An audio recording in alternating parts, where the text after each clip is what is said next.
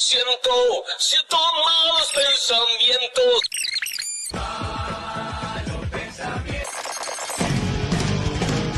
Siento malos pensamientos. Siento voy, malos pensamientos, porque estés donde estés, de nuevo otra vez, el programa te hace muy bien. Estamos con el precandidato del Partido Colorado, uno de los tantos del Partido Colorado, Gabriel Gurméndez. ¿Cómo le va? ¿Qué tal, Peti? Buenas tardes. ¿Todo Un gusto. bien? Bárbaro, fenómeno. ¿Dónde está su celular? Mi celular está afuera. ¿Le puedo, porque- ¿Le puedo revisar el WhatsApp? Mirá. No lo tiene. Es que- No. es que- Ojo por- que por- le puede... No, pero por respeto al Mira, es la ley de Murphy. Sí. Llevas el teléfono a Sí. una entrevista Sí. y empieza a sonar. Entonces Es tengo la cierto. costumbre de dejarlo afuera. Es cierto, está bien. Así pero que me ojo, salvé de que me lo revises. Ojo, pero ¿quién lo tiene? Ahí uno de mis asesores que está Ojo, por ahí. pero está, Está pero trabado, está bloqueado. Está bloqueado. Igual no hay mucho para saber ahí, ¿no? No, vio que últimamente el WhatsApp destruye matrimonios, destruye carreras políticas, destruye. Destruye todo. Sí. ¿Qué opinión le merece lo que pasó con Pablo Iturralde, el presidente del directorio del Partido Nacional, y los mensajes en WhatsApp con Penades y esto que se ha hecho público? A ver, a mí me gusta más hablar de uno que de los demás, pero yo no tengo el teléfono de ningún fiscal, ¿no? Ni quisiera tenerlo, ni lo veo necesario. Realmente los ciudadanos lo que quieren es tener las garantías de que van a tener siempre un juicio justo, que la Fiscalía va a actuar en forma independiente y autónoma de cualquier injerencia. ¿Usted siente que la Fiscalía está actuando de manera independiente últimamente? Yo creo que lo que uno ve es que este tipo de cosas realmente no. Yo creo en la independencia de la Fiscalía y de la Justicia como forma de darle garantías a los ciudadanos. Y los ciudadanos tienen que sentir confianza en las instituciones, no deben recibir la idea de que hay algunos que tienen un fiscal que va a actuar de una manera u otra en función de una influencia. Yo creo que es un hecho muy infeliz y es una inconducta, si se quiere, de naturaleza personal que Pablo asumió personalmente y renunció. Y bueno, y no hay ningún sistema de nada que no esté exento de actuaciones de las personas, ¿verdad? Está bien que hoy ventilemos conversaciones privadas, cualquiera sea, digamos que el fin justifica los medios. No, yo creo que la correspondencia entre las partes siempre es privada y está protegida por la ley y es un derecho a la privacidad que cada vez es más difícil mantenerlo, pero la correspondencia entre partes privadas está en el ámbito natural de relacionamiento de las personas. Si hay una causa judicial, hay una necesidad de investigar, obviamente que debe haber la capacidad de poder avanzar y acceder a esas informaciones para la investigación de una causa. Pero bueno, realmente esto surge del ámbito de una investigación penal. Se filtran cosas, a veces se filtran de unas y no se filtran de otras, ¿no? Es decir, ¿Cómo? A veces hasta las filtraciones son de unas causas y no son de otras, ¿verdad? Ajá. ¿Quiere decir que las filtraciones están flechadas? Yo que lo que veo es que la filtración parece ser un instrumento. Yo tuviera que decir algo sobre estas situaciones también, es que este tema de las filtraciones es algo inaudito en cuanto a las garantías de un proceso. En nuestro país, sobre todo. En nuestro país, absolutamente. ¿Hay olfato a que se flechan las filtraciones? No lo sé, pero sí he visto que hay muchas causas que sí se filtran, hay otras que no se filtran. La causa de la Antena Arena no se filtró absolutamente nada, por ejemplo. ¿Que a usted le gustaría que se filtrara? No, ¿O le gustaría yo creo investigar? que hay que preservar la reserva de las investigaciones para que los fiscales y los jueces puedan avanzar sin interferencias. Pero bueno, es un hecho público que esto se ha filtrado y a partir del hecho público se toman posiciones. Recién estábamos hablando con la audiencia, jugando un poco, sobre qué tres... No querrás jugar conmigo, Betty.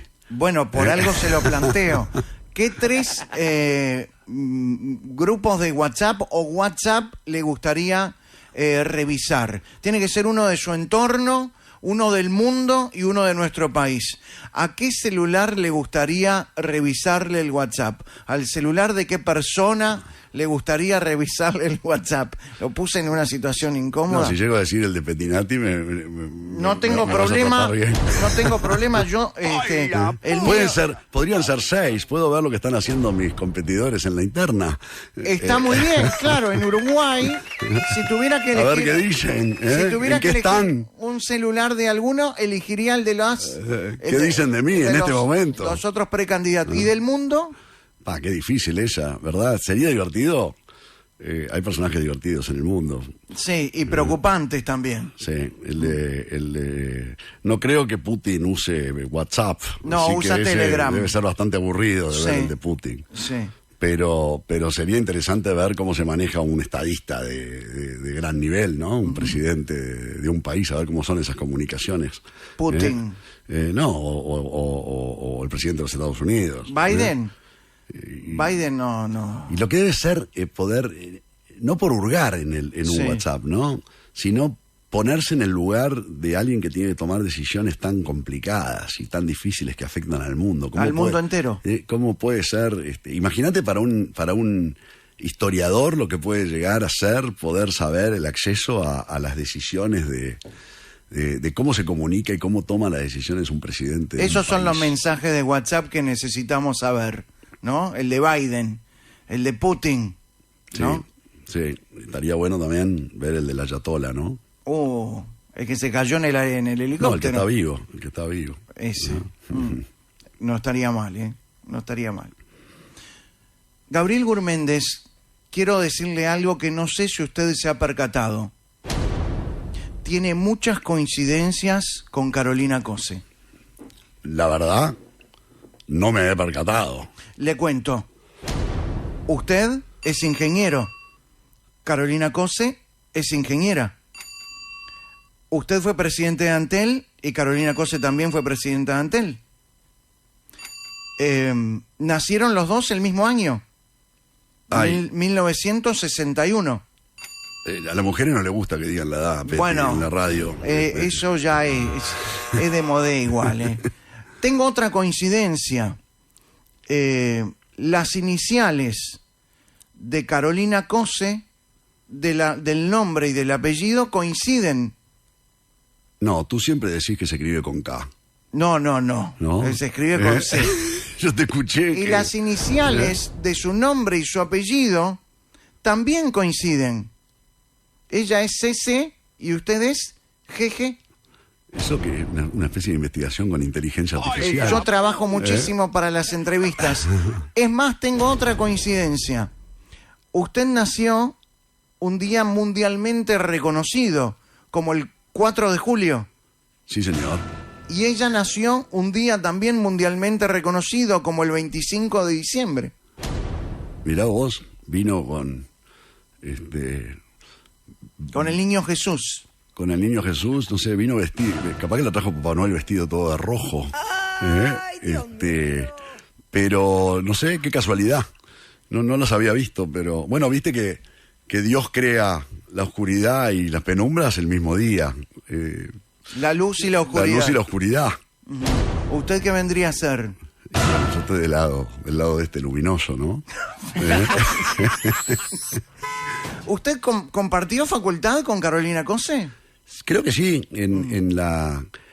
por la misma edad, el tiempo que estuvimos. Sí. Estuvimos en el mismo tiempo, transitamos. ¿No se cruzaron en los pasillos de la facultad? Cuando yo estaba en facultad me tocó la época de la caída de la dictadura y la restauración de la democracia. Ajá. Y fuimos muy activos en ese momento todos los que estábamos en estas cuestiones de la vida política. Yo me acuerdo, las asambleas eran multitudinarias en esa época, había unas ganas de participar. ¿Militaba por el Partido Colorado? Muy activamente y gremialmente, a nivel estudiantil además, en facultad. Y ahí medio que nos conocíamos todos, ¿no? Ahí estaba el Gordo Henry, que estaba por el Partido Comunista, estaban los Latas, que eran los socialistas, estaba Scheider, Tancredi, eran todos dirigentes históricos de esa época, del Frente te estoy nombrando. Incluso Omar Paganini, con quien compartimos en este gobierno trabajos conjuntos, Sí. él como ministro de Industria, yo como presidente de Antel. Omar estaba activo en ese momento también. En la Facultad de en la Ingeniería. facultad, en el Partido Demócrata Cristiano en ese momento, era un directivo. Y la verdad que a pesar de toda esa militancia tan activa, no la recuerdo. Yo no la recuerdo de ese tiempo. Se ve que un perfil un poco más bajo en ese tiempo, ¿no? Me imagino que como ingeniero No lo recuerdo. debe saber... Capaz que está media cambiada de look y no la Bueno, reconozco. sí, no sé si era tan rubia antes. Yo no me acuerdo de eso. No, bueno, no sé. ¿Usted estará de acuerdo conmigo que la gente ve raro o de manera extraña a los ingenieros que tienen digamos, son más metódicos y estructurados que el resto de los mortales? ¿Ha escuchado esto? Es que están equivocados. Claro. Sí, claro, sí. A los ingenieros hay una especie de preconcepto de que todo Sí. lo tenemos medido y meticulosamente calculado y planificado. Pero mirá, así son. Cuando iba a la escuela, iba al British, sí, de chico, sí, señor. que Sí, también, al que también iba el presidente de la República. Sí, pero él es mucho más joven que yo. Ajá. Yo no llegué a También verlo iba en esa Talvi. época. Talvi era mayor que yo, sí, Ajá. claro, sí. Y es Azucena verdad. Arbeleche también. Y Azucena creo que también, pero no la recuerdo, no la recuerdo generacionalmente. ¿Era buen estudiante usted? Yo era bueno, sí, era bueno, sacaba buenas notas, sí. Sí. ¿Fue abanderado Sí. de la de Uruguay? Sí, de la de Uruguay. ¿Era el traga de la clase? Yo creo que era bueno estudiante, pero el Sí. traga es medio peyorativo, ¿no? Bueno, está asociado a uno que tiene una vida casi... El que estudiaba sin parar estudiaba y y hacía todas las demás cosas que hacen los muchachos jóvenes, ¿verdad? sí. ¿Y pasaba? Sí, claro, sí. Porque estaba el traga que no pasaba nada, que no ayudaba a los compañeros, y estaba el que pasaba. Ah, que le pasaba a los compañeros. Sí, claro.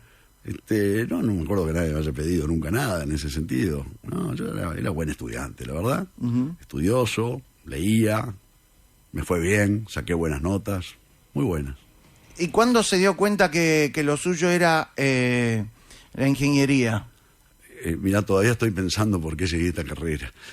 Son de esas cosas que la vida te Porque va llevando. ¿qué otra cosa podría haber? ¿Sabes que viste que en el sistema educativo tenés que tomar esas decisiones medias dramáticas de Ajá. carrera? Ahí en preparatorios tenés que decidir si vas ¿Se por el hizo camino un test vocacional? Yo me hice un test vocacional, pero me dio medio raro, porque ¿Por me dio qué? que podía ir para distintos lados. Me dio desde abogacía, me dio medicina, me dio ingeniería y hasta me dio una cosa rara que es hasta de actor me dio en el test ¿Actor? vocacional. Sí. Y, Oh. y viste que tenés que tomar decisiones y yo me fui por el lado de la ingeniería porque me pareció que era una manera de hacer una carrera que me daba más flexibilidad para salidas laborales. Así ¿Tiene que- un physique de rol? ¿Tiene un physique de rol de actor? Ah, sí. ¿No? Bueno, bien, capaz que me ayuda eso para la campaña. Para ¿Eh? la versión uruguaya de House of Cards. Ah, sí. ¿De qué lado? ¿De qué lado? ¿De qué personaje? No sé. Y se dedicó entonces a la ingeniería. Sí, pero curiosamente nunca trabajé como ingeniero, tú sabes, ¿No? Peti, que nunca me tocó hacer los trabajos propios de trabajo técnico de ingeniería, muy lateralmente, no fue algo... Me sirvió mucho la carrera porque te da, viste, instrumentos, te da maneras de analizar la vida. Recién hablaba de la facultad en la época de la dictadura, ¿no? Me tocó así porque yo entré en el año 80, que fue el Ah. año del plebiscito del 80. Uy, ¿cómo vivió eso el año del plebiscito? Para mí fue un año clave de mi vida, porque fue el año en que realmente me comprometí, me metí en las cosas de la política, en la militancia política. Fue aquel plebiscito contra la Constitución que nos querían imponer los militares en Sí. el año 80. Con Volentini, de un Valentín lado. era uno de los personajes Sí, de los debates. y Tarigo del otro. Tarigo claro. del otro, pero eso fue después, porque esto empezó por allá por julio del 80. Sí. Ahí fue cuando ya se empezaron En a el abrir 82, los debates. claro. Sí, yo ahí conocí a Jorge Valle de cerca, por decirlo así. Fue cuando hice mi conexión, si se quiere, con la militancia y con la actividad política. ¿Y por qué el Sí. Partido Colorado? ¿Viene de una familia política? Yo vengo de una familia muy política, sí. Vengo de dos familias políticas, en realidad, tanto por el lado de mi padre como por el lado de mi madre, muy vinculados a la actividad de la política, familiarmente. O sea que estaba en un hogar donde la política era cosa de todos los días, donde la discusión era cosa de todos los días, donde la historia era cosa de todos los días. De hecho, de chiquito, cuando tenía 10 años, Sí.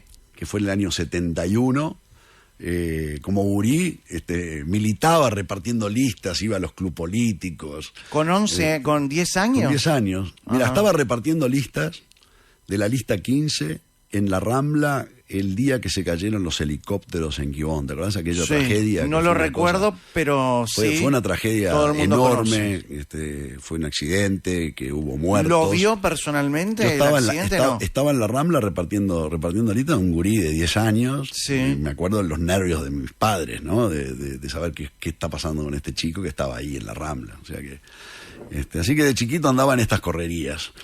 Pero en realidad mi involucramiento personal fue en el año 80, que fue con Jorge Valle, que Jorge Valle estaba proscrito, ¿no? Es decir, no lo dejaban hacer política, estaba como un león enjaulado en su casa, o sea, el tipo, su pasión, lo que le gustaba hacer era esto, y yo tuve, si querés, el privilegio de estar al lado de este hombre que te daba como clases particulares de estadista, porque te daba libros para leer, te Pero ¿y contaba. cómo se encuentra con Jorge Valle? ¿Usted empezó a militar? Yo tenía una relación familiar, de amistad, Ajá. que me permitió ese acercamiento. Vivíamos a media cuadra. ¿Era vecino de Jorge Valle? Mira, Jorge Valle vivía, cuando yo era chico, yo vivía en Boulevard España y Benito Blanco, y Jorge Valle vivía en Boulevard España y La Rambla. Y en el año 80 Jorge Valle se había mudado y estaba en Boulevard España y Lázaro Gadea.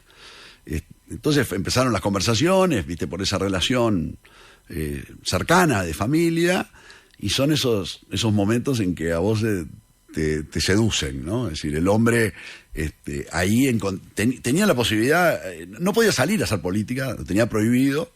Entonces a los muchachos que íbamos ahí los dedicaba un tiempo fenomenal, y bueno, y me metió ese amor por estas cosas, por el país, por su concepción de la libertad. Fue un factor de mucha influencia en mi vida en ese sentido, y determinó en gran parte el camino que después ¿En yo su seguí, familia y el eran camino que yo sigo. también del Partido Colorado? Sí, casi todos, sí, de mucha tradición. Sí. Sí, mi padre de hecho también estuvo vinculado en el año 80, en ese momento, a esa campaña por el no contra los militares, que fue mi inicio, ¿no? Fue en ese momento que empezó todo. ¿Alguna vez detuvieron a su padre? O... Sí, ¿Sí? alguna vez lo ¿Y detuvieron. a usted lo detuvieron Y alguna a mí vez? también, sí, haciendo estas cosas. ¿Por repartir listas? No, listas no, en ese momento fueron volantes. Ajá. Cuando en el año 81, Sí. a un año del plebiscito del 80, nosotros quisimos hacer una suerte de conmemoración o de celebración. Lo decidimos hacer repartiendo unos volantes, que en ese momento estaba bastante dura la cosa, porque el Goyo Álvarez había asumido la presidencia de la República en septiembre del 81, y la cosa se había puesto un poco más dura. La gente joven quiso hacer sus manifestaciones de conmemoración del año 80. Hicimos unos panfletos ahí clandestinos con un mimeógrafo que justamente nos había prestado Jorge Valle. Sí. Jorge La Valle nos gente debe estar instigaba. buscando en Google qué es mimeógrafo. Mimeógrafo era Claro. la manera que teníamos Claro. nosotros de imprimir papelitos cierto. de estos, ¿no? Para hacer campaña política. Y ahí sí, repartiendo eso, nos llevaron detenidos, yo estuve 3 días más o menos detenido ahí.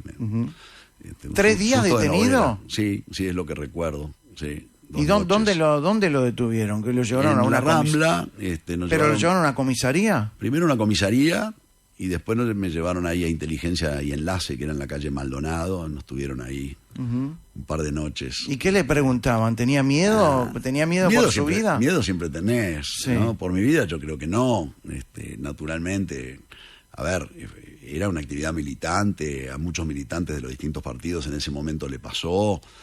Evidentemente no es lo que le pasó a otras personas que estuvieron en otras condiciones, ¿verdad? O sea, yo era un militante de un partido político que estaba empezando a deslumbrar de alguna manera una posible apertura, pero bueno, es una experiencia que uno tuvo en ese momento, Jorge Valle terminó detenido con esta misma aventura, porque él era el dueño del mimeógrafo. Sí. Así que Como dueño, lo detuvieron por también- ser el dueño del mimeógrafo. También cayó en el Sí, mimeógrafo claro. y hubo ahí una negociación. para Delito que- ser dueño del mimeógrafo. Sí, bueno, era un tema No había libertades. No había libertades Claro. y estábamos peleando por esas cosas. Y así marcharon una cantidad de militantes blancos y colorados y frente amplistas.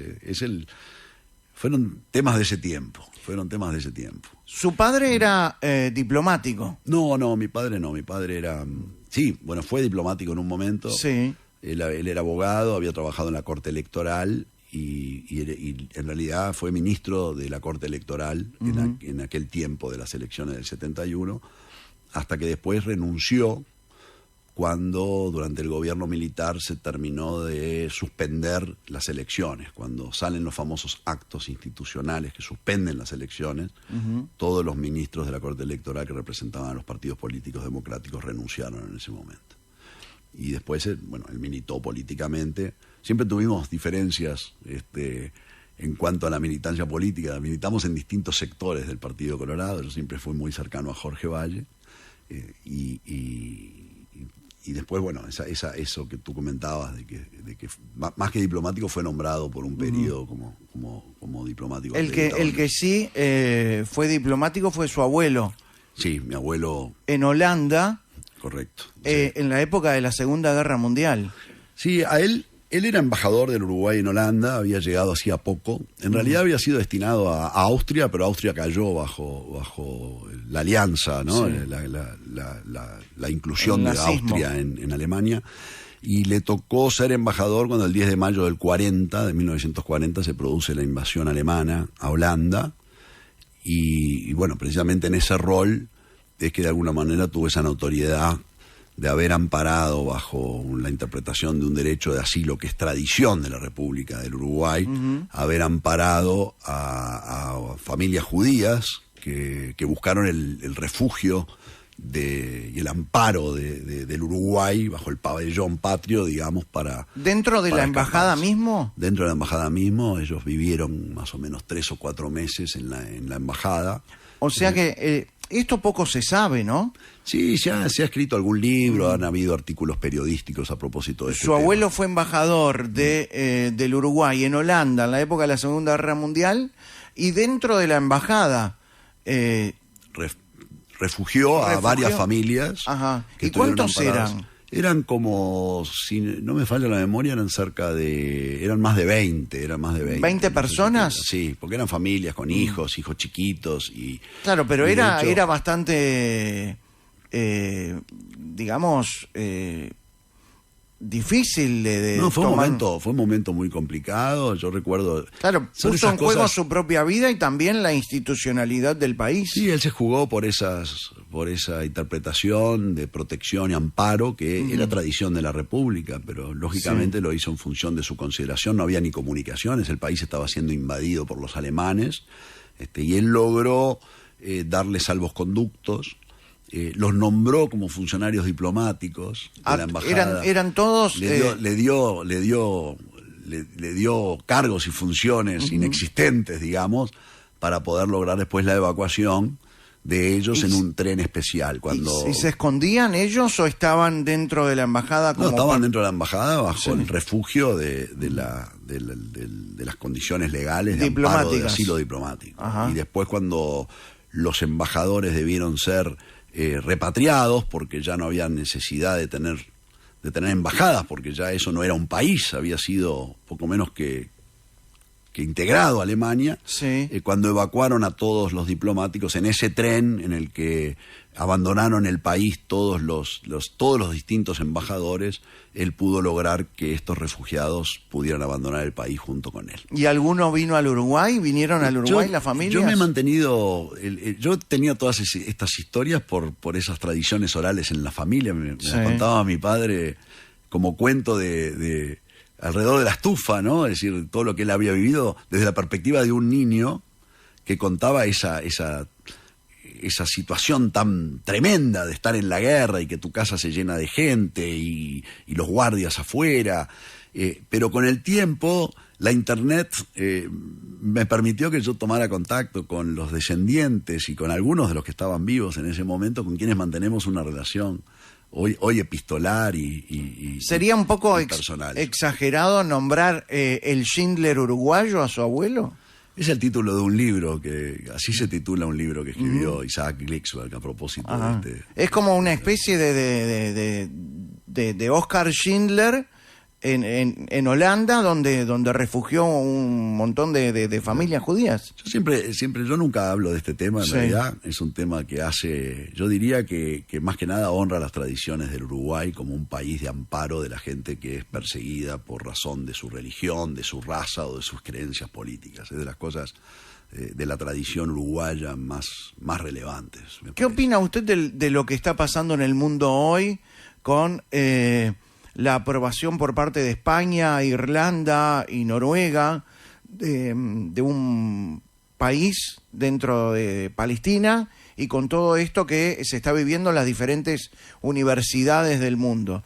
No, creo que son hechos de naturaleza distinta, ¿no? Es decir, el reconocimiento de la solución de dos estados como solución de paz para Medio Oriente es una decisión ya antigua, que está establecida, que el Uruguay de alguna manera reconoce. Valida, claro. Valida. Lo que nosotros, evidentemente, nuestra posición es que uno no puede validar. Una cosa es un Estado democrático, la única democracia de Medio Oriente, donde hay elecciones libres y donde los israelíes y los ciudadanos israelíes, judíos y árabes, votan y eligen a sus representantes.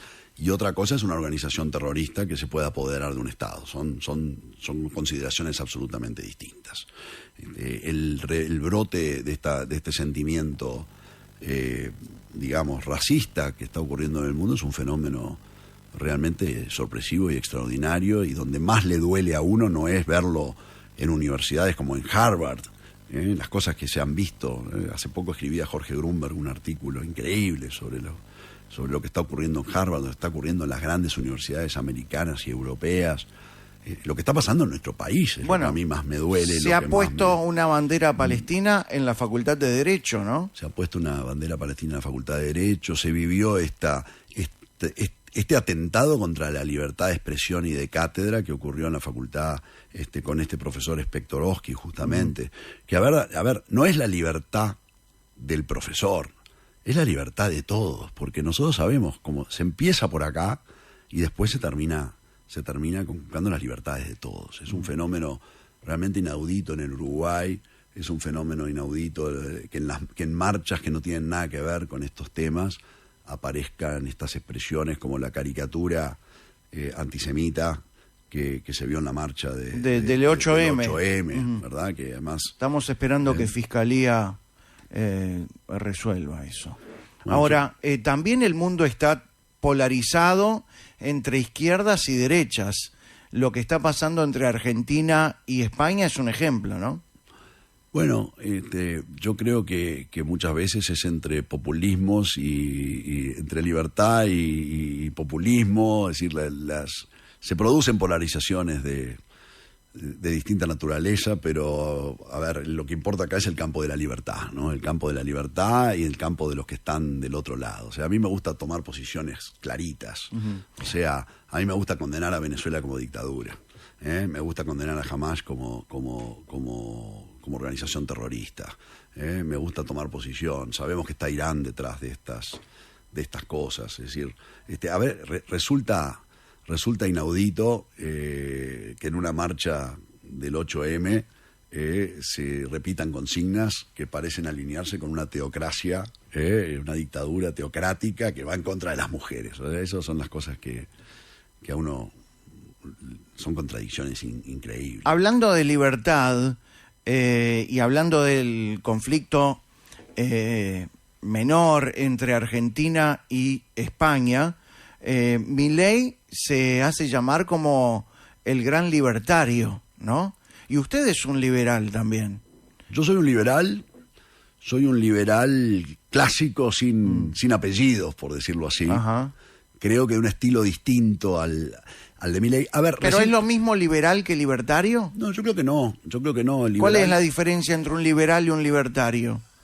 A ver, yo puedo decirle la diferencia de lo que yo siento entre Sí. Milei y nosotros. Estas ideas de libertad y este enfoque liberal de la sociedad misma, a nosotros nos viene primero de antiguo, ¿verdad? Porque Artigas hablaba de la libertad en toda su extensión imaginable, y la tradición liberal en el Uruguay siempre estuvo, y creo que estuvo dentro de mi partido. Es una concepción esencial de la visión del Partido Colorado. Hace un rato hablábamos de Jorge Valle. Jorge Valle fue el que introdujo las ideas liberales en economía ya en ese tiempo de la década del 60, ya empezó a generar un cambio en la manera de pensar de los uruguayos y de la política en el Uruguay. Así que estas ideas de Milei no son ideas que estén ahora de moda porque Milei las trajo. Yo creo que los argentinos, más que votar a favor del liberalismo, de las ideas económicas, votaron en contra de Kirchner, votaron por hastío, votaron porque la gente que no tiene nada para perder es la que hace estos cambios dramáticos en la sociedad. Y creo que realmente la gente no terminó votando realmente por un tema de posicionamiento de las ideas. Pero la diferencia creo que está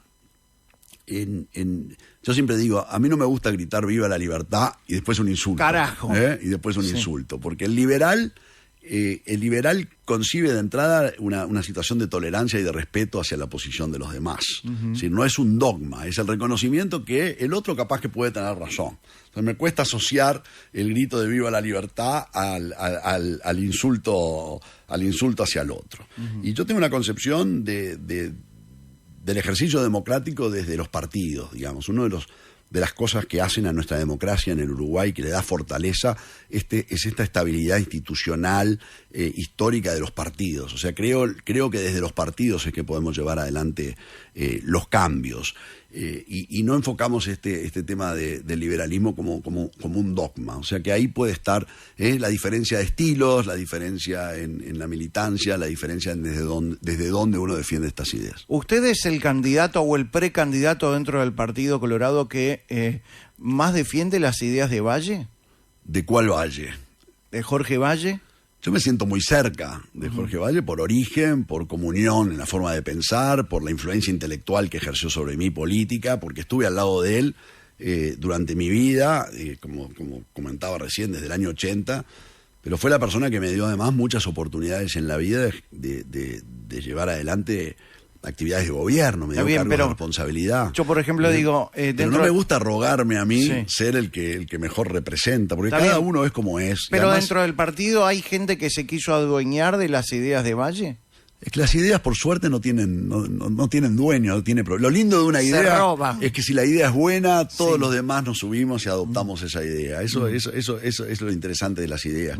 Y creo que, a ver, Jorge Valle me dio a mí una influencia importante, me dio la posibilidad de hacer esta carrera, pero creo que nadie es dueño de Jorge Valle. Y lo peor, si Jorge Valle no viera en esta discusión, lo que diría es: no pierdas tanto tiempo hablando de mí, dedicate a pensar para adelante y hacia el futuro, que es lo que creo que importa. O sea, si algo Jorge Valle me dejó como lección, es esa obsesión por el futuro, es ese desafío al statu quo y a ver cómo podés dar un paso más. ¿El tiempo va a reivindicar a Jorge Valle en nuestro país? Absolutamente, yo creo que ya el tiempo lo reivindicó. A ver, lo reivindicaron hasta los del frente, ¿no? Hasta el propio Tabaré Vázquez lo reivindicó cuando dijo que le había entregado un país en una situación mucho mejor que la de Mujica. El propio Astori hizo un homenaje a la manera en que se entregó el Uruguay.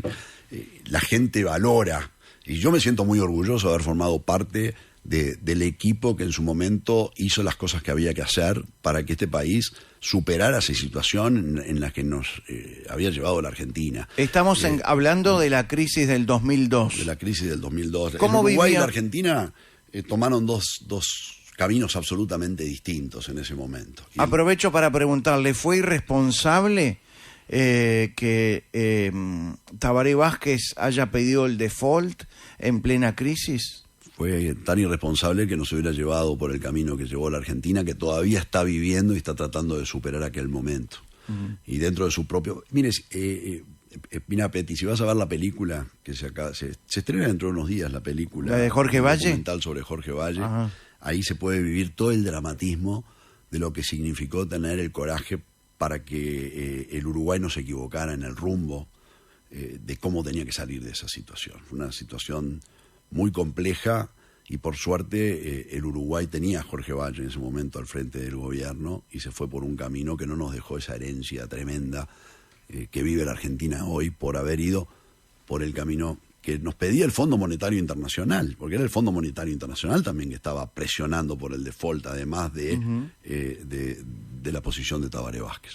¿Cómo vivió la crisis del 2002 desde dentro del partido, desde dentro del gobierno? Usted estaba siendo... yo en ese momento era presidente de Antel. Presidente de Antel, Sí, nos agarró, antes que Carolina. Sí, antes, porque Sí. esto fue en el año 2002, en plena crisis, fue en el último gobierno antes del Frente Amplio. Fue un momento donde uno sentía una carga tremenda que recaía sobre los hombros de todos, poco menos que la situación del país. Uno sentía que estaba todo el mundo con los ojos puestos en lo que nosotros hacíamos. Momento de mucha tensión, de muchas presiones. Y realmente, para mí es un orgullo haber integrado ese equipo de gobierno y haber logrado que entregamos un país en crecimiento, con paz institucional y que pudo hacer un tránsito democrático. ¿Qué salvó fue al histórico. país? ¿La llamada de Valle a los Estados Unidos, a Bush? ¿O el cerebro de Alejandro Achugarri? ¿O un montón de situaciones? Creo que fue todo, pero fundamentalmente fue la templanza de darse cuenta en esa tormenta que lo que nos iba a salvar era honrar el Estado de Derecho, honrar la institucionalidad, honrar los contratos, honrar el cumplimiento de las obligaciones del país. Eso le dio confianza al mundo sobre el Uruguay y nos permitió salir con todas estas soluciones que se fueron tejiendo de reestructuración de la deuda, del camino. ¿Seguimos dependiendo de Argentina siempre que Argentina se resfría, Uruguay estornuda? ¿Eso es cierto? Y vivimos al lado, estamos integrados físicamente, estamos integrados comercialmente y por lo tanto sí, por supuesto que sí. Por eso también el fenómeno de Milei es un fenómeno que uno desde los intereses uruguayos, mirándolo como uruguayo, mirándolo como alguien que aspira a conducir los destinos del Uruguay, el fenómeno Milei es un fenómeno esperanzador para el Uruguay, porque, a ver, los Kirchner nos cortaron literal y físicamente los puentes. Ajá. Y Milei, en cambio, ahora está A un gobierno de izquierda. a un gobierno de izquierda, pero esa fue Fuera increíble eso que sucedió. esa fue la realidad que vivió el Uruguay. Y hoy con Milei encontramos un gobernante que nos está abriendo la posibilidad del dragado del canal de acceso al puerto de Montevideo, que es algo muy relevante para el Uruguay y para las posibilidades del Uruguay, la habilitación de este canal. Entonces creo que la comprensión de que a la Argentina le viene a venir un Uruguay que crezca, un Uruguay que se abra al mundo, es una concepción distinta. Yo creo que para los intereses del Uruguay, tener a alguien que en la Argentina piensa que la solución es la apertura comercial, que cree que este es el camino, creo que como uruguayo es una cosa buena. Nos vamos a la pausa. Con Gabriel Gurméndez, precandidato del Partido Colorado, estamos hablando. Luego vamos a hablar de todos los demás precandidatos, ¿eh? ¿De todos ellos? Sí, de ¿Cuántas todos. horas tenemos? No, ¿cuántos son? ¿No se baja ninguno más? Pregúntele a ellos. Fíjese en el teléfono, capaz que llamó alguno. Nos vamos a la pausa. Gabriel Gurméndez, precandidato del Partido Colorado, en Malos Pensamientos.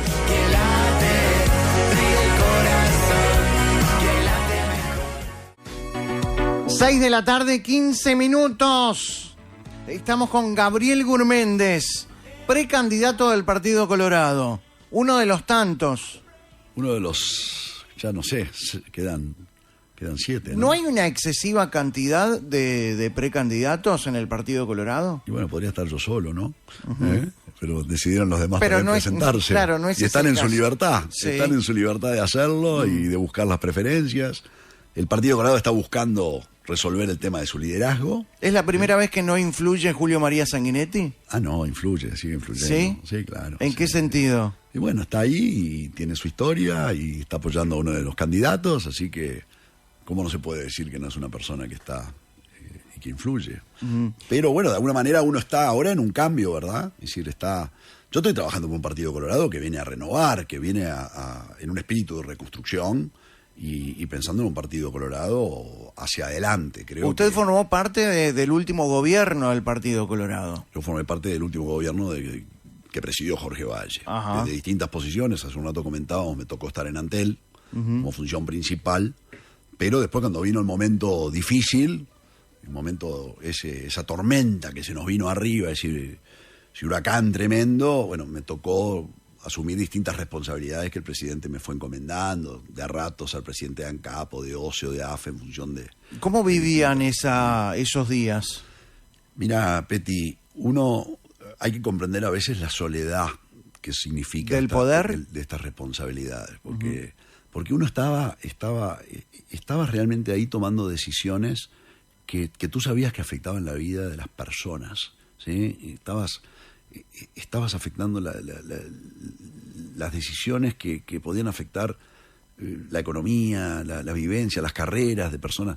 O sea, es un momento dramático y las noticias eran tremendas. Yo me acuerdo estar reunido a veces con otros compañeros del partido que estábamos allí. Estaba Lito Alfi, ¿no? Estaba Alejandro Achugarri, estaba Pedro Bordaberry, estaba con el Barrera. Te estoy mencionando algunas personas, incluso muchos que me acompañan hoy. Y estábamos ahí trabajando hasta tarde y llegaban noticias tremendas respecto a lo que estaba pasando, de preocupaciones respecto a la seguridad, respecto a lo que podía ser el contagio con la Argentina, los feriados bancarios, esa carrera contra el tiempo, ¿verdad? Esa carrera contra el tiempo de la corrida bancaria, que era una angustia que te venía una sensación de frío por la espalda. ¿Y se acuerda el día o sea, tú en decís, que... las noches eran imposibles, ¿no? Las noches eran imposibles. ¿Se acuerda el día que Valle confirmó que consiguió el dinero con George Bush? Mirá, claro que me acuerdo. Fue lo que nos cambió la pisada. Fue lo que nos cambió la pisada. Pero ahí había mucho para tejer y mucho para resolver todavía, ¿no? A partir de ahí. Eso fue el cataplasma que nos impidió evitar el desastre inminente. Después hubo que hacer toda una construcción de mucho tiempo, de reestructurar la deuda, de tomar las decisiones adecuadas para que la economía volviera a la normalidad y al crecimiento. Fueron momentos de una angustia personal y una sensación a veces hasta de impotencia, ¿verdad? Y cuando empezó a verse la luz entre tanta oscuridad, ¿qué sintieron? Y yo de lo que te decía, la sensación de que uno iba cumpliendo con sus obligaciones, el sentido de haber cumplido con el deber. Y la verdad que no era fácil, ¿no? Porque ese reconocimiento era un reconocimiento casi íntimo. Uno decía, hicimos lo que había que hacer, estamos sacando a este país, pero naturalmente la gente había vivido situaciones tremendas en lo familiar, en lo personal, en lo económico. Alguna gente que se fue del Uruguay, gente que perdió la vida. O sea, uno se sentía agobiado por esa situación. Ni me imagino lo que puede haber sido ser presidente en ese tiempo. Es que son cosas importantes pensando en el futuro, Peti, también. Estas crisis, cuando se vienen, se vienen. No hay manuales para estas crisis. No hay manuales para enfrentar el COVID. No hay manuales. Cuando en el arte de gobernar uno tiene que estar de alguna manera con la trayectoria y la experiencia de tener los reflejos de lo que hay que hacer en estos temporales. O sea, ser un buen timonel en tiempos de tormenta es algo importante. La experiencia, el haber vivido, el tener la piel ya, como digo a veces, curtida, el haber tenido que tomar decisiones muy difíciles que afectan a la gente en tiempos de prueba, son cosas que te preparan para el gobierno y para lo que pueda venir. Y yo te nombraba recién una cantidad de personas que estuvimos en ese momento de tan graves dificultades y que para mí, imagínate lo que significa que me acompañen ahora en esta campaña. Porque yo sé que un diferencial que yo le aporto al Partido Colorado, ese Partido Colorado que yo creo que es el que puede definir que realmente haya una nueva coalición, es decir, poder aportarle un equipo de gobierno que tenga clara la visión, que sepa hacer, que tenga la experiencia de gestión. ¿Usted siente que la coalición está fuerte? Yo creo que la coalición va a haber nueva coalición si realmente nosotros logramos tener a este Partido Colorado fuerte y creciendo. Yo creo que se necesita un Partido Colorado para ganar y además se necesita un Partido Colorado después para gobernar y para hacer. ¿Cómo se juntó con Jorge Barrera? Jorge Barrera es una persona con quien compartí esos tiempos de aquel momento. Militamos en el Partido Colorado desde hacía muchos años, nos conocemos, jugamos de taquito, vivimos ese momento juntos. Él era diputado en ese tiempo, yo estaba en estos cargos que te comentaba, terminé siendo ministro de Transporte. Pero él vuelve a la política por usted. Él vuelve porque estuvo en Peñarol y es una pregunta que yo contesto en nombre de él porque él lo ha dicho. Él vuelve con esa sensación de reconstrucción y de renovación de hacer un Partido Colorado que represente estas cosas que yo le estoy hablando. O sea, para mí fue una de las satisfacciones más grandes poder lograr atraer a personas como Jorge a este esfuerzo partidario. Porque además lo viene a hacer sin vocación de ocupar ningún cargo. O sea, lo viene a hacer porque entiende que este es el camino que tenemos que recorrer como partido. Igual que se han sumado tantos otros que me acompañan en este esfuerzo de ese tiempo. Martín Zavala, Lito Alfi, Julio de Brum. Yo digo, son los domadores de la crisis, ¿verdad? Son la gente que realmente tuvo que enfrentar las decisiones más difíciles que afectaron a millones de personas. Hablando de Barrera ¿estaría encargado de la seguridad? Jorge está coordinando un equipo de 37 expertos que tenemos en temas de seguridad, que incluye oficiales de alta graduación de la Policía Nacional retirados. ¿Usted quiere hacer un superministerio del Interior? Así le pusimos como un elemento que sea bien contundente. Parece de película, ¿no? Mira, expresa la potencia que le tenemos que dar o el poder que le tenemos que dar a quien tiene que combatir al enemigo público número uno de la sociedad uruguaya hoy, que es el narcotráfico. El narcotráfico es el que envenena a nuestra muchachada con la droga y es el origen de la crueldad y la violencia que vivimos en las calles. Entonces nosotros tenemos que enfrentar... ¿Cómo se metió el narcotráfico en Uruguay? Mira, yo no soy un experto en ese tema, pero es un fenómeno que está ocurriendo a nivel mundial y a nivel regional. Nosotros tenemos este puerto de Montevideo, que es un puerto que naturalmente se prestó como para que ocurriera un tránsito de la droga. La droga por donde pasa, tránsito no, va dejando y va corroyendo y va permeando las instituciones, empieza a entrar la droga y empiezan a darse estas redes de distribución y de consumo. ¿Y por qué esta coalición no hizo un superministerio del Interior? A ver, yo creo que lo que yo estoy hablando es para el próximo gobierno. Yo no estaba en esa función. Ajá. Pero creo que este gobierno hizo mucho por la seguridad y es una de las ¿Usted se siente más seguro que en la época de los 15 años del Frente Amplio? Yo me siento más seguro, me siento con una policía que está siendo respaldada políticamente. Los números indican que tenemos mejores situaciones en cuanto a seguridad, así lo indican. Yo creo que acá de lo que estamos hablando es de evitar que el Uruguay vaya a caer en la zona en que cayó, por ejemplo, Rosario, en la República Argentina o el Ecuador. El narco corroe las instituciones, el narco corrompe, el narco mata. Lo del superministerio es una expresión de la potencia que le tenemos que dar para enfrentar a este enemigo. El superministerio, cuando lo propusimos, es incorporarle 1.500 efectivos de la Prefectura Nacional Naval. ¿La gente de la Prefectura Nacional Naval está preparada para formar parte de la policía? La gente de la Prefectura Nacional Naval es un cuerpo de la Armada Nacional que está formado en temas de seguridad. Es gente que está, al contrario de los militares, digamos, de guerra, el cuerpo de la Prefectura Nacional Naval es un cuerpo de seguridad y está formado y especializado como si fueran policías. Para que la gente nos entienda, son como policías con uniforme de marinero, o sea que es una fuerza que nosotros muy rápidamente, apenas seamos gobierno, podemos incorporar y fortalecer las capacidades de la policía y del Ministerio del Interior muy rápidamente. Además, le damos un comando único al Ministerio del Interior, que es muy importante para comandar esta lucha, y le queremos dar al Ministerio del Interior además las facultades de coordinación central de una cantidad de reparticiones públicas, ¿sí?, que hay dispersas en el Estado, Hay departamentos de información y de inteligencia en Presidencia de la República, en el Ministerio del Interior, en el Ministerio de Defensa, en las Fuerzas Armadas. Creo que la coordinación central de estos esfuerzos es muy importante en el combate. Creemos que el Ministerio del Interior tiene que supervisar y controlar a otras reparticiones públicas, porque, a ver, Peti, 2 ojos ven más que uno, ¿verdad?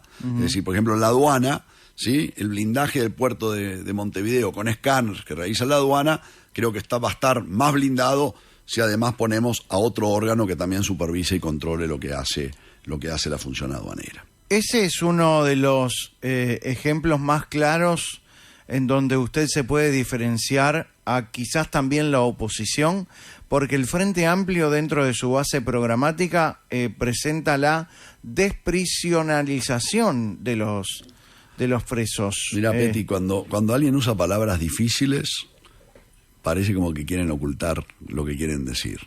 Esta palabra a mí me huele a liberar presos. Me huele a liberar presos. Hay un antecedente histórico. No es olor a liberar, es liberar presos. Y bueno, el Frente Amplio liberó presos en el año 2005. Yo creo que es parte de las causas de lo que nosotros vivimos hoy. Nosotros al revés, Peti, nosotros estamos proponiendo construir nuevas cárceles, 4 nuevas cárceles de tamaño un poco más chico, de 500 reclusos. ¿En dónde, por ejemplo? ¿Estamos imaginando las cárceles en Montevideo?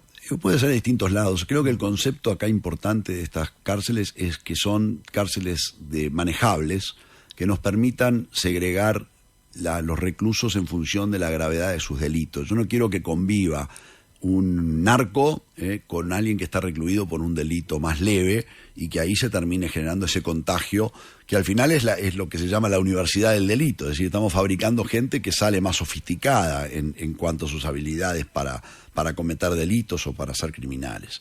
De la misma manera que nosotros estamos proponiendo además que las cárceles salgan de la órbita del Ministerio del Interior y que el Instituto Nacional de Rehabilitación se fusione con la Dirección Nacional del Liberado y vaya a un organismo autónomo del Ministerio del Interior. Porque, a ver, si tú estás hoy en la calle y ves a alguien haciendo una transacción de droga o capaz que te está rapiñando o atacando, es muy probable que esa persona haya salido recientemente de la cárcel. Es decir, 7 de cada 10 que salen de la cárcel vuelven a delinquir. O sea, hay una reincidencia muy alta. El policía tiene la vocación de arrestar al delincuente, ¿verdad? Hasta está preparado para enfrentarse violentamente con él si lo tiene que meter para adentro, para decirlo vulgarmente. O sea, la misión del policía, la visión es tratar de meterlo para adentro. El policía no está preparado ni profesionalmente ni tiene la vocación de pensar de cómo lo va a sacar a la persona de la cárcel, a la persona que él metió en la cárcel. O sea, se requiere sacar las cárceles de ese ámbito para que sean unidades especializadas en hacer que estos presos trabajen, reeducarlos, para poder después reinsertarlos en la sociedad. ¿Usted cree que todos los presos son recuperables? Mira, es el principio constitucional, ¿sí? O sea, el objetivo de la cárcel es rehabilitar al preso. Y tenemos que hacer eso por mandato constitucional, pero además por encima de todas las cosas, ¿para qué? Para proteger a los uruguayos. O sea, yo quiero proteger a los uruguayos de gente que sale de la cárcel y reincide y nos vuelve a atacar. O sea, si quiero realmente proteger a las familias uruguayas, tengo que ser exitoso en este proceso de reinserción de los presos. O sea, el abordaje de la seguridad tiene que ser completo. Tiene que ser, naturalmente, de represión, pero tiene que ser de prevención, de contención, de reclusión y después de rehabilitación y de reinserción. ¿A quién prefiere dentro de la oposición en las internas del 30 de junio? ¿Quién prefiere que gane, Cose o Orsi? A ver, Peti, yo soy colorado, entonces estoy preocupado de la preferencia de mis simpatizantes y mis votantes, pero no me gusta meterme en las internas de otro, pero Cose y Orsi para mí son la misma cosa. No, ¿cómo son la misma cosa? Son la misma cosa, tienen el mismo programa, tienen la misma visión del mundo. ¿No es una ventaja tener un único programa dentro del Frente pero es la Amplio? expresión de que son la misma cosa. Capaz que una es más evidente en su personalidad y el otro anda como más distraído o se hace más el distraído. ¿Distraído le está diciendo a Orsi? Yo lo que digo es que el Frente Amplio que ¿Distraído hoy, le está diciendo a Orsi? o se hace el distraído. ¿Y quién está detrás de Orsi, verdad? ¿Quién está detrás de Orsi? ¿Quién está detrás de Orsi? A ver, yo veo un frente amplio que está menos amplio, ¿no? Está más estrecho este frente amplio. Es un frente amplio que ha perdido, con todas las diferencias que uno tenía históricas, con un Astorio, con un Sereni, ha perdido ese centro, ha perdido Aquellos votantes, esa moderación. Aquellos votantes de Astori o de Sereni, ¿dónde van ahora? ¿Dónde cree que van a ir? Bueno, ojalá que vengan y sientan que nosotros representamos confianza, certeza, un camino. ¿Pero dentro del Frente Amplio cree que no tienen lugar? Y bueno, lo que pasa es que la expresión del Frente Amplio hoy es una expresión... ¿Radical? Y sí, a ver, Vergara ya no es candidato. Creo que la prueba del 9 es que Vergara ya no es candidato a presidente. El sostén político de los dos candidatos de Orsi y Cose, a ver, claramente son el Partido Comunista, el Partido Socialista y el MPP. Son expresiones más extremas, ideológicas, además en sintonía con este PIT-CNT, que lo escuchamos el otro día, Abdala, un discurso que parece de los años 60, que mira el mundo desde una óptica ideológica, desde una óptica extrema, yo te diría hasta con ilusionismo mágico, ¿no? Se creen que las soluciones van a venir por proclamar las cosas y se van a resolver. Es un mundo de populista. A ver, no tiene nada que ver con aquel... A ver, la teoría de los frentes populares en la historia viene de la década del 30, cuando la Internacional Comunista, por decirlo así, se dio cuenta que si no sumaba partidos con otras vertientes ideológicas o de otras extracciones políticas, nunca iba a poder ganar los gobiernos de los países. Los famosos frentes populares de Francia, frentes populares de España, es decir, coaliciones más amplias. Yo siento que el Frente Amplio de hoy ha perdido eso. Es un partido mucho más radicalizado, evidentemente. ¿Y siente que el PIT-CNT es un brazo del Frente Amplio? A ver, me parece que ya no sé mucho distinguir dónde están las fronteras entre uno y el otro, ¿verdad? Claramente, bueno, eso queda expresado en la presidencia del Frente Amplio, de dónde proviene y en la acción política, el grado de identidad que existe. ¿Puede reconocer alguna virtud de Carolina Cose? Creo que todas las personas tienen virtudes. Es una mujer de carácter, es una mujer de mando, es una mujer preparada. Lo que pasa es que tengo una visión totalmente antagónica del mundo, hacia dónde hay que hacer y de las cosas que hemos hecho en el pasado. O sea, por ejemplo, esas cosas en las que tú coincidiste creo que son las únicas que podemos coincidir, porque en todo lo demás... ¿Cuáles son aquellas cosas en las que usted está parado en la vereda de enfrente? Creo que hay que ver la gestión, ¿no? Hay que ver la gestión, la manera en que nosotros manejamos las empresas públicas. Yo siento que yo puse a la empresa pública al servicio de la gente. ¿Estamos hablando de Antel? El caso de Antel, es una empresa que las empresas no están para servir a sus presidentes, sino están para dar servicio a la gente. Bueno, pero Carolina Cose hizo el Antel Arena. Bueno, precisamente, ahí está la concepción. Mira, yo hago un ejercicio muy interesante a veces cuando voy al interior. Le pregunto así cuando hay reuniones de correligionarios, le digo, a ver, levante la mano los que pagan todos los meses sus servicios telefónicos o celulares. Y por supuesto levanta todo el mundo la mano, ¿verdad? Sí. Y después le digo, levanten la mano el que alguna vez fue al Antel Arena en Montevideo, a la gente del interior, o piensa ir en algún momento. Nadie levanta la mano. O sea, se desvirtuó el sentido de para qué tenemos una empresa pública. La empresa pública está para dar servicio. La empresa pública Antel es una empresa de telecomunicaciones. Entonces lo principal era llegar. Tú te das cuenta que mientras se hacía el Antel Arena, ¿sí?, había 110 pueblos del interior rural profundo del Uruguay que no tenían capacidad de hablar por teléfono. O sea, no había servicio celular para hablar por teléfono. Y había 170 villas y pueblos del interior del país que no tenían la famosa fibra óptica de la que se hablaba tanto en las noticias y en la televisión. O sea, no tenían el acceso. ¿Y por qué razón? No había equidad. ¿Pero por qué razón? Y yo creo que había una mirada equivocada.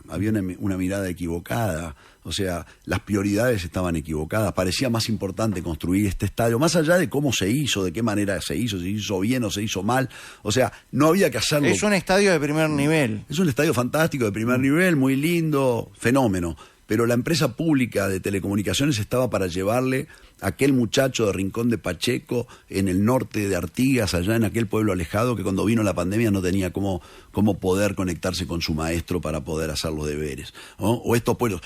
A ver, acá en Montevideo, en el barrio Borro, en Casaballe, en Cerro Norte, en La Paloma, en Sayago, en algunos lugares de Peñarol, no había fibra óptica. En La Capuera, en Maldonado, por decirte ¿Usted cree que la gente entiende cuál es la diferencia entre fibra óptica y cobre? Ah, sí, la persona que está ahí sabe que en aquel momento no tenía un servicio equitativo, ¿sí? Que no tenía la misma igualdad en el servicio que tenían unos que tenían otros. Es decir, poner la empresa al servicio de la gente. A ver, había uruguayos que no había equidad, no había igualdad de oportunidades, no había posibilidades de acceso. ¿No lanzamos un satélite al espacio? ¿Lanzamos?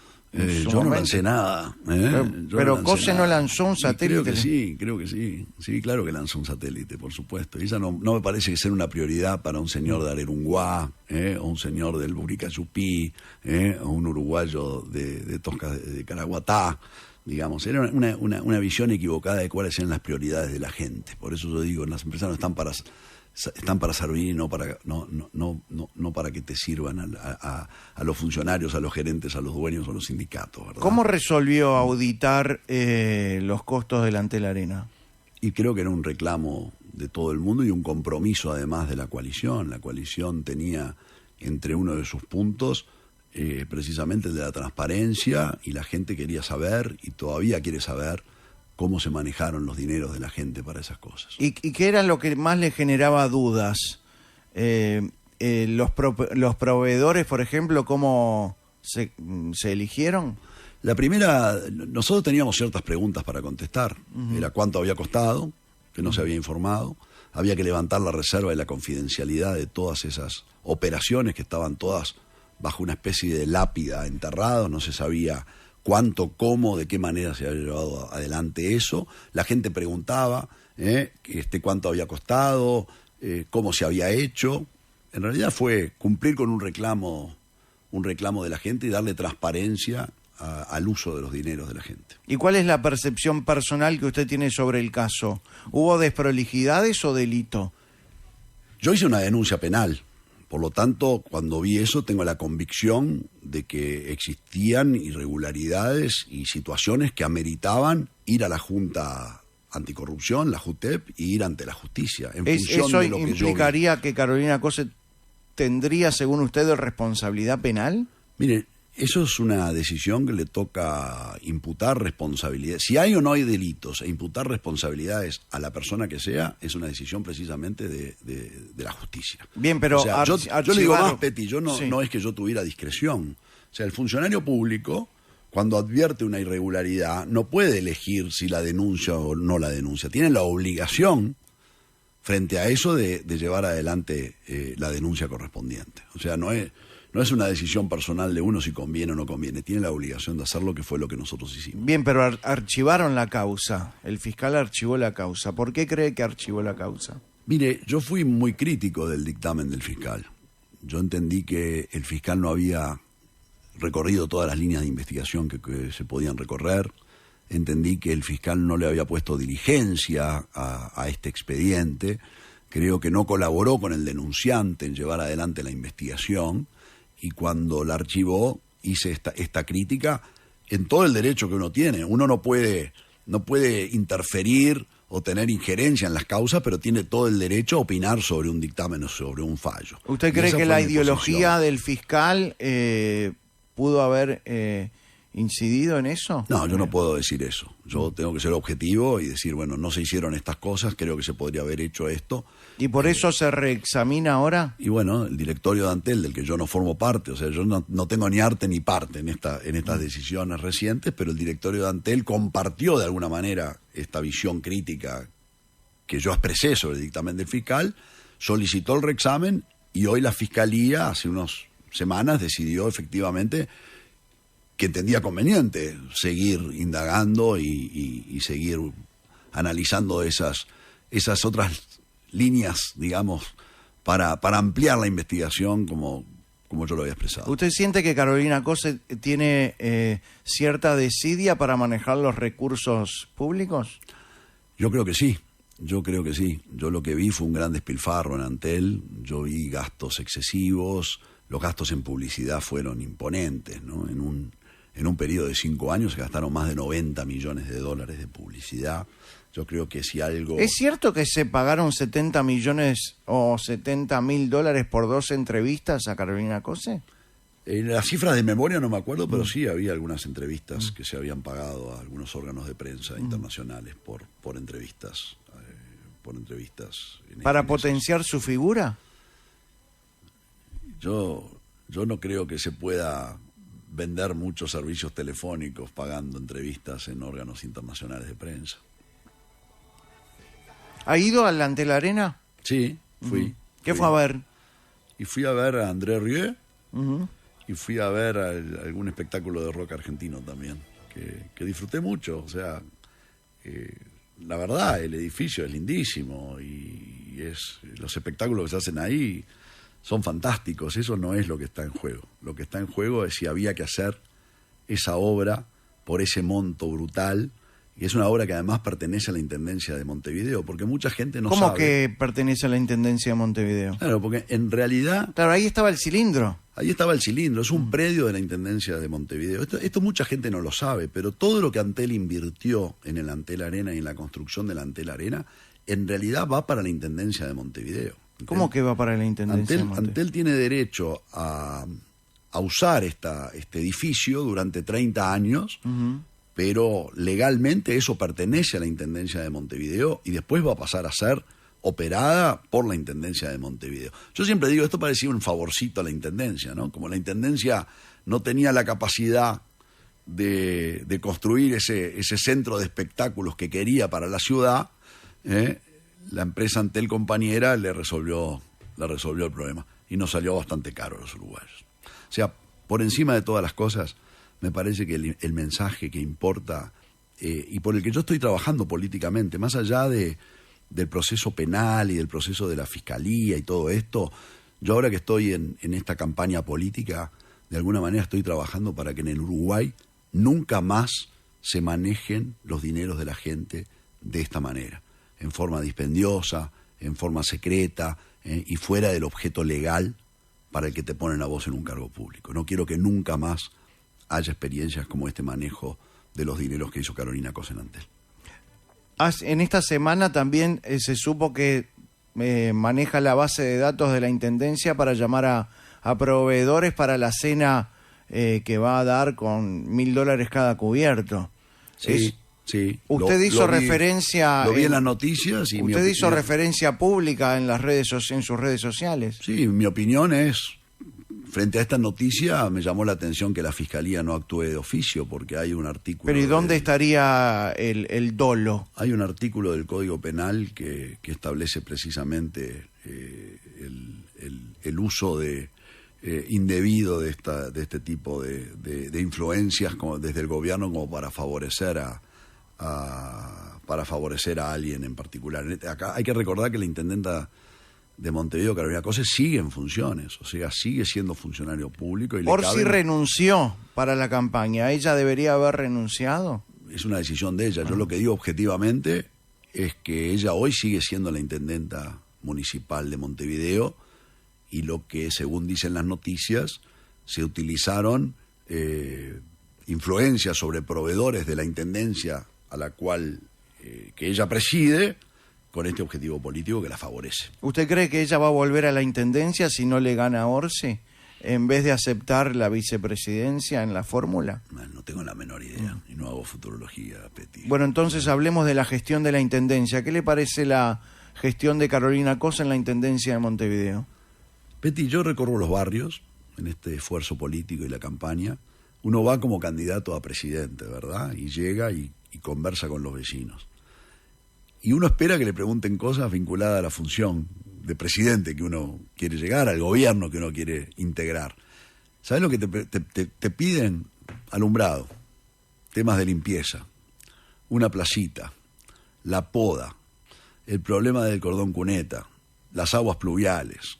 O sea, todos temas municipales. Cuando uno recorre los barrios de Montevideo, la primer carencia que los vecinos de los barrios más humildes te plantean son todas omisiones de los servicios básicos que tiene que dar la Intendencia de Montevideo. Esa es la realidad que yo constato cuando ando haciendo estas recorridas por los barrios de Montevideo.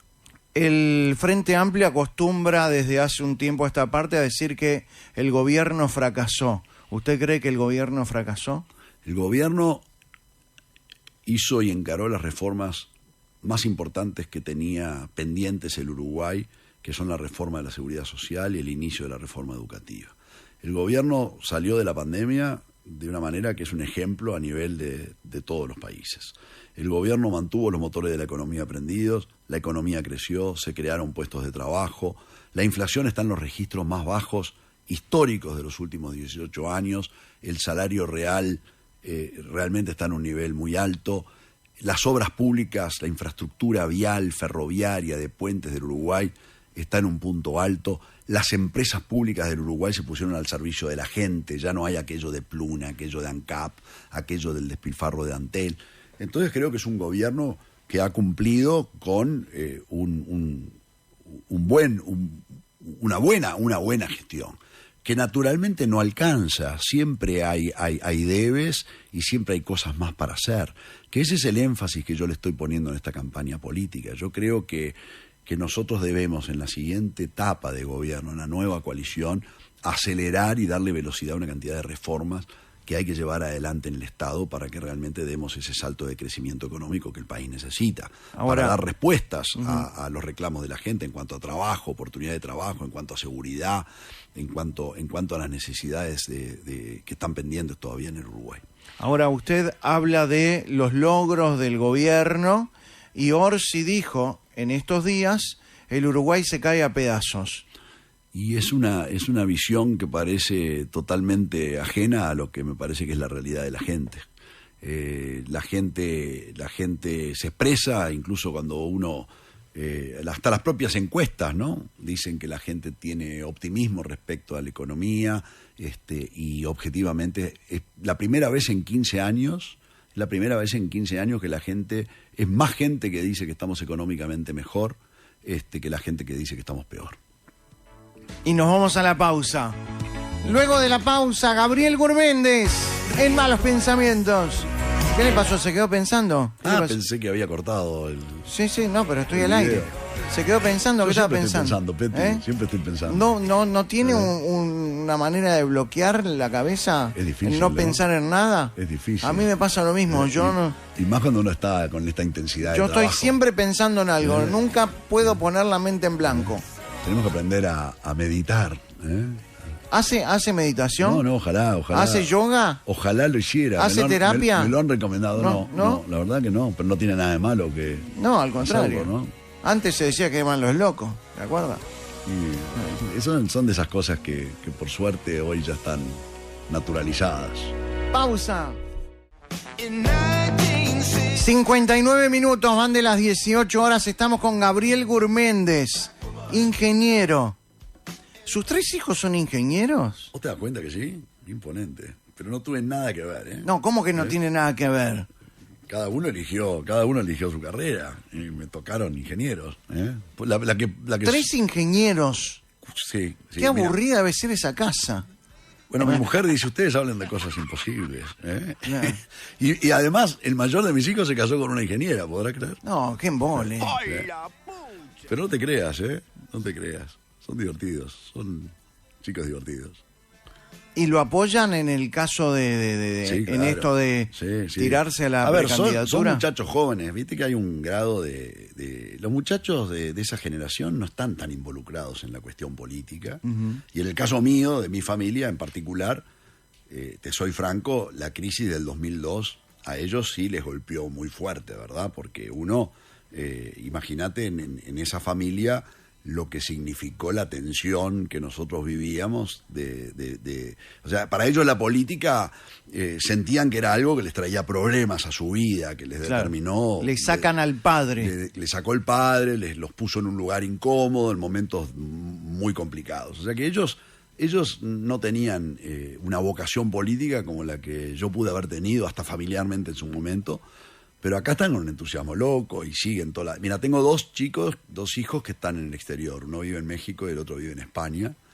Y bueno, te aseguro que me está terminando esta entrevista, o sea que en cualquier momento me dicen, pero siguen la campaña hora a hora, programa a programa, saben dónde estoy, leen todos los tweets. Por suerte este mundo es mucho más cercano, es un mundo... A propósito, ¿cómo se cercano. lleva con las redes sociales? Porque hoy los precandidatos, los candidatos en cualquier parte del mundo tienen que estar presentes y marcar presencia en las redes sociales. Yo con las redes sociales me llevo bien. Hay algunos de las redes sociales que no se llevan bien conmigo. ¿Por qué? Como si lees los comentarios. ¿Le da pelota a los comentarios? No, la verdad que no. La verdad que no. Muchas veces se escudan. ¿Tiene TikTok? Sí, tengo TikTok. Sí, tengo TikTok. Instagram también y Twitter tengo también. Instagram, tengo TikTok, tengo Twitter naturalmente, tengo Facebook. Hay que estar en todos lados. Sí. ¿Y le cuesta mostrarse cercano, mostrando cosas que en las campañas uno no acostumbra a hacer habitualmente, bailando, cocinando, hablando con la esposa? Bueno, hablando con mi esposa saqué un Twitter. Ajá. Hablando con mi esposa saqué un Twitter que conversamos y tuvo bastante éxito, te digo. Incluso una charla ¿Su señora o la charla? Mi señora y la charla. Claro. Mirá, y lo que sí a mí me parece, mi campaña tuvo un enfoque que yo le puse, vamos a ir en serio, que no quiere decir que sea un embole, ¿no? Quiere decir que lo que a mí me importa es transmitir lo que uno es. O sea, a mí lo que me parece un mamarracho es desnaturalizarse, o sea, no ser auténtico, no ser genuino. Si a vos te gusta hacer cosas divertidas o payasear un poco y así sos en la vida, bueno, hacerlo en TikTok. Lo que no me parece que uno tenga que ser distinto a como uno es para mostrarse en ese mundo del espectáculo. Como dentro decía, de como los... decía Vargas Llosa. O sea, sí. Me parece que uno... Mi campaña va por ese lado, va por otro lado, va por el lado, viste, yo estoy presentando propuestas concretas, estoy presentando equipos técnicos, estoy demostrando la solvencia que tenemos para hacernos cargo del país. Yo capaz que estoy equivocado, pero creo que esas son las cosas que a la gente le debe importar al momento de elegir al que va a conducir los destinos del país y va a determinar tu futuro, tu construcción personal, tus posibilidades de éxito, tu carrera, la búsqueda de tu felicidad al final del día, ¿no? ¿Dentro del Partido Colorado hay algún precandidato que no se muestra natural? A ver, yo qué sé. Me parece que eso lo juzga la gente. La gente enseguida se da cuenta si sos vos o si estás actuando. Esa es la verdad. Esa es la realidad. Pero por lo menos, a ver, yo hablo por mí.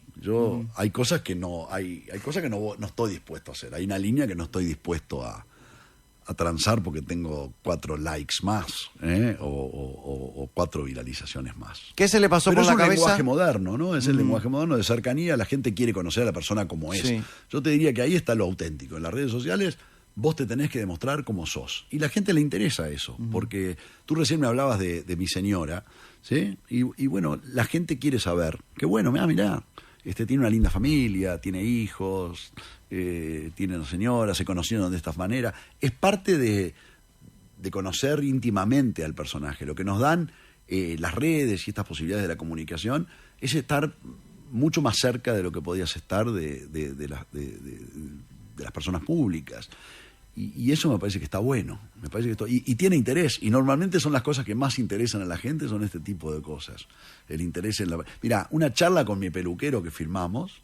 ¿Filmó una charla con el peluquero? Filmamos una charla con el peluquero, 4 o 5 comentarios, es imponente. ¿Lo llevará a la torre ejecutiva el peluquero si llega a ser presidente? Yo voy a hacer un gobierno, Peti, yo voy a hacer un gobierno austero, voy a hacer un gobierno... Voy a manejar los dineros de la gente con criterio y con profesión. Así que lo menos que voy a hacer es llevar un peluquero a la torre ejecutiva. Hablando de dinero y hablando del partido... Yo no soy el rey de España. ¿Sabés cuánta gente miró solamente en Instagram? Sí. Ese reel del peluquero lo vieron casi 1.400.000 personas. Solamente bueno. ahí.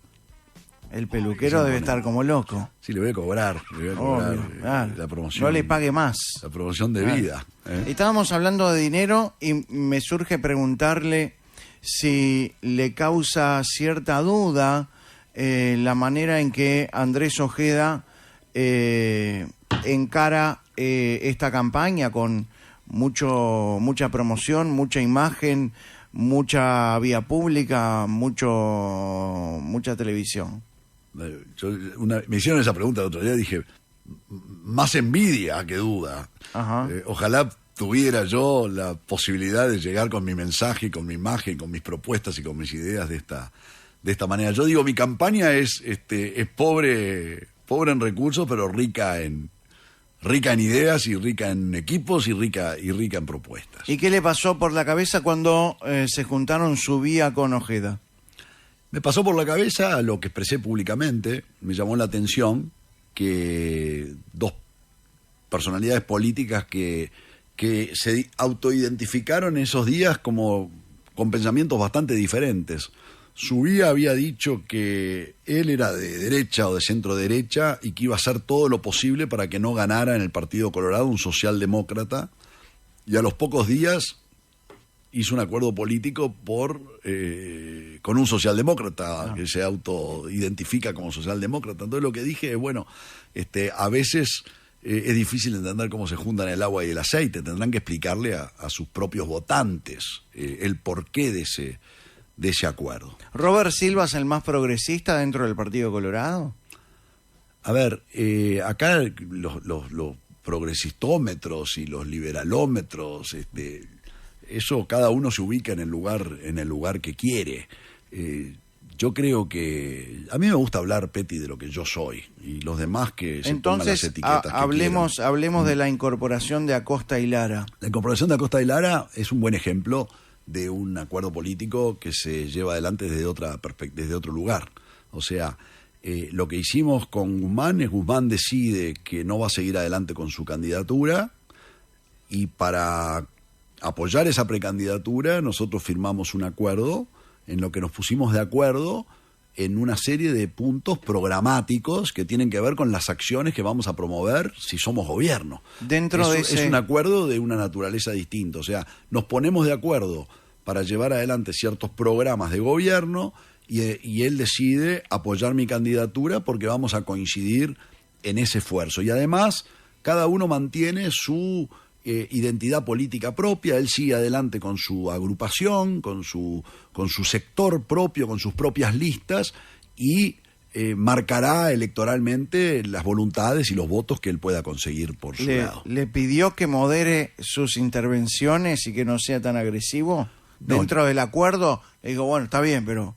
Yo creo que los dos tenemos personalidades políticas distintas. Uh-huh. Y creo que cada uno actúa en función de las responsabilidades propias. O sea, está claro que este acuerdo que hicimos tiene que ver con las cosas que estamos de acuerdo, y en las cosas en las que no estamos de acuerdo cada uno actúa según su leal saber y entender. Y yo no soy nadie para decirle a otro de qué manera tiene que actuar o de qué manera tiene que conducirse en cuanto a como dijiste tú, moderación. ¿Está de acuerdo con la fórmula paritaria dentro del Partido Colorado? No, yo creo que no necesariamente se requiere una fórmula paritaria, ¿no? Yo creo que la fórmula del Partido Colorado es la fórmula que surja en función de las urnas, y aquella que sea la que le dé al Partido Colorado las máximas posibilidades de tener crecimiento y fortaleza para formar esta nueva coalición. El Partido Colorado últimamente no ha votado muy bien. ¿Qué siente que tiene que suceder para que empiece a votar bien en estas elecciones? A mí me parece que lo que tiene que lograr el Partido Colorado es precisamente que la gente sienta la confianza de que nosotros somos capaces de dar esas soluciones para darle mejores condiciones de vida a la gente. Eso es lo que necesitamos. Nosotros necesitamos que la gente sienta que el Partido Colorado es el que da certezas hacia adelante, que el Partido Colorado tiene las mejores propuestas, que el Partido Colorado tiene la gente que tiene la capacidad de llevar esas promesas y esos sueños a la realidad. Eso es lo que tiene que concitar el Partido Colorado, la sensación de confianza, de que un mejor futuro puede estar en manos de los que la conduzcamos. Gracias, Gabriel Gurméndez, gracias por venir. ¿Sabe cómo terminamos esta entrevista? Y con con una tortura hacia el entrevistado, supongo. Bueno, habitualmente hacemos 2 torturas, Dos torturas. y vamos a empezar por la primera. Malos Pensamientos presenta Una Palabra. Palabras, palabras, palabras. Una sección donde lo que importa es la palabra. Palabra de Dios. Porque las personas y las actitudes se resumen en una sola palabra. Pura palabra. Lamentable, nula, virtual, impredecible, rara, bipolar. Exactamente. Erótica, notable, ausente, distante, explosivo. Donald Trump. Heavy, abierta, fracaso. Una palabra. Ahora ya. Valen más los hechos que las palabras. Vamos a jugar con Gabriel Gurméndez, precandidato del Partido Colorado, a una palabra. Una sola. Una sola, ¿eh? Esto es Difícil. una sola. Yo le tiro nombres o situaciones y usted, la primera palabra que se le surge, le pasa por la cabeza, la vomita, si se me permite la expresión. ¿Está listo? Listo ya. Vamos. Jorge Valle, Inspiración. José Valle y Ordóñez, Paz. Julio María Sanguinetti, Expresidente. Antel, Servicio. Luis Lacalle Pou, Confianza. Carolina Cose, Qué difícil. Lo contrario. Desconfianza. Némesis. Ok. Partido Comunista, Totalitarismo. Yamandú Orsi, Distraído. MPP, Oscuridad. la Fiscalía en nuestro país, Dudas. Fernando Pereira, Equivocado. Subía, Equivocado. Álvaro Delgado, Tranquilidad. Andrés Ojeda, Joven. Robert Silva, Educación. el Frente Amplio, Extremo. el Partido Nacional, Qué difícil definir en una palabra un partido. Gobierno. el Partido Colorado, Futuro. Gabriel Gurméndez. Gabriel Gurméndez. Gabriel Gurméndez. Gabriel Gurméndez. Gabriel. Gabriel. Bueno, ¿cómo la pasó con la tortura de una palabra? Yo, fantástico. Entonces vamos a la tortura número 2. Llega a Malos Pensamientos. Sí, no, paso. Solo una respuesta. Sí. Solo una palabra. ¡No! Solo una contestación. Paso. Ante cada pregunta. Sí. Paso. Gabriel Gurméndez está pronto para jugar al Sino Paso. Dale. Las preguntas son varias. Usted puede responder sí, no y paso solamente en 2 oportunidades. Así que cuide los pasos. No hay fecha. No vamos a preguntar ninguna fecha. ¿Eh? No vamos a preguntar ninguna fecha, ninguna batalla. Nada de eso. Perdón, está haciendo una referencia. ¿Está mojándole la oreja a alguien? No, no, es sí, no y paso. Avante. Bien, vamos. ¿Es ingrato Cabildo Abierto al bloquear la posibilidad de designar con el nombre de Jorge Valle al aeropuerto de Carrasco? Sí. ¿Es usted quien mejor representa las ideas de Jorge Valle? Sí. ¿Talvi representó dignamente el ideario de Jorge Valle? No. ¿Talvi le debe una disculpa a sus votantes? Sí. ¿Es usted el precandidato más liberal del Partido Colorado? Sí. ¿Asegura que en caso de llegar a la presidencia podrá aplicar una rebaja impositiva? Sí. ¿Cree que hubo intereses económicos en la alianza entre Ojeda y Subía? Paso. Está bien, está bien. ¿Gustavo Subía sería un buen ministro del Interior? No. ¿Le genera intriga el origen de los fondos que utiliza Ojeda para financiar su campaña? Paso. Se quedó sin paso. Eran 2. Sí. Vamos arriba. ¿Robert Silva utilizó a la ANEP para catapultarse como precandidato a la presidencia? No. ¿El sector Ciudadanos tiene reivindicaciones que son más propias del Frente Amplio que del Partido Colorado? No. ¿La candidatura de Tabaré Viera es un capricho de Julio María Sanguinetti? No. ¿Entendió los motivos que llevaron a Carolina H. a presentar su precandidatura? No. ¿Le ofreció dinero a Acosta y Lara para que retirara su precandidatura? No. luego del acuerdo alcanzado, le solicitó a Acosta y Lara que moderaran sus expresiones públicas? No. ¿Estaría dispuesto a debatir con Carolina Cose sobre la gestión de Antel? Sí. ¿Carolina Cose empoderó excesivamente al sindicato de Antel? Sí. ¿Cree que se cometieron excesos durante el proceso de construcción de la Antel Arena? Sí. ¿Piensa que a Carolina Cose puede caber la responsabilidad penal por la construcción de la Antel Arena? Sí. ¿Le genera garantías la investigación que viene desarrollando la Fiscalía? Sí. ¿El dinero invertido en el Antel Arena debió destinarse a escuelas u hospitales públicos? Sí. ¿El Frente Amplio ha recurrido a la mentira en el desarrollo de la actual campaña? Sí. Orsi cruzó un límite. Está despierto, ¿no? Y bueno. Todo sí. Bien, está bien. ¿Orsi cruzó un límite al asegurar que el Uruguay se cae a pedazos? Sí. ¿Le generan confianza las encuestas publicadas hasta el momento? No. ¿Falta representación femenina en el Partido Colorado? Sí. ¿La pasó bien? ¿Y la tortura dónde está? Vamos entonces con las fechas. Vamos con las preguntas sobre las fechas del Partido Colorado, el gobierno de Valle. Gracias, Gabriel Gurméndez. Gracias, Peti. Un placer. Nos vemos. Nos vamos. Gracias a todos en todo el país y en todo el mundo. Chao, hasta mañana.